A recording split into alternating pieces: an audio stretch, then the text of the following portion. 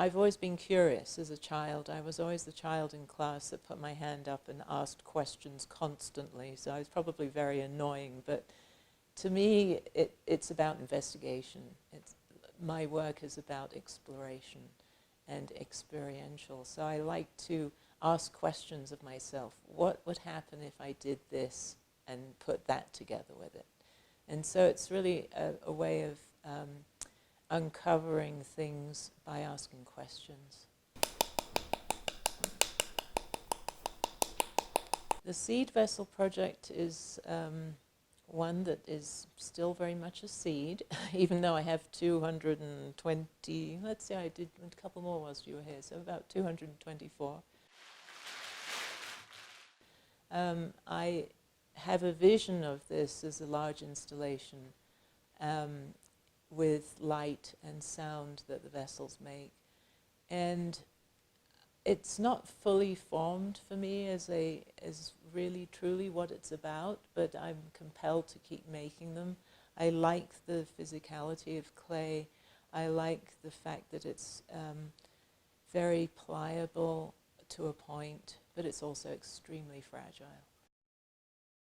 I absolutely put myself into my work, from whether it's fingerprints in the clay that end up on the final product, which is another reason why I don't like glazing ceramics, to my breathing in my work, I've put mud all over my body at times and done a bunch of different things like that. So yes, I am in my work very physically, so it's a very physical embodiment of me.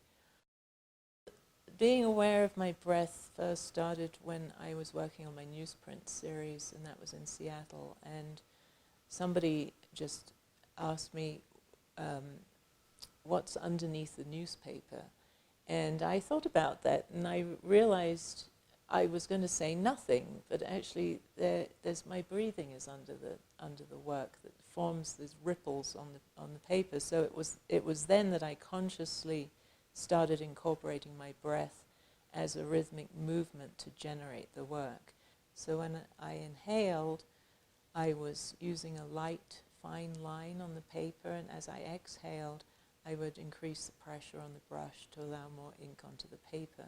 So it became a record of my breathing at that time.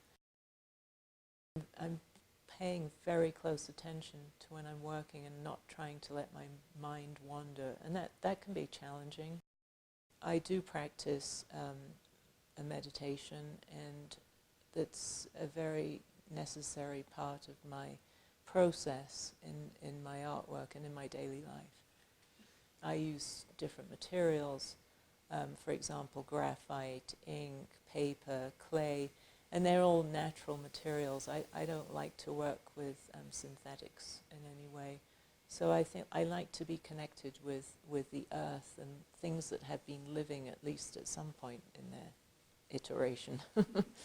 For example, sumi ink's normally used for calligraphy and brush paintings, and I've been using it in a way that's more contemporary and less traditional, but I still feel like I'm honoring the ancient practice of those arts.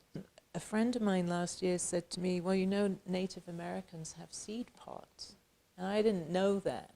That really resonated with me. So when I say honoring ancient practices, that feels like there's a connection there with those. They're very animated, and I actually started making vessels back in 1991, but they were a slightly different form.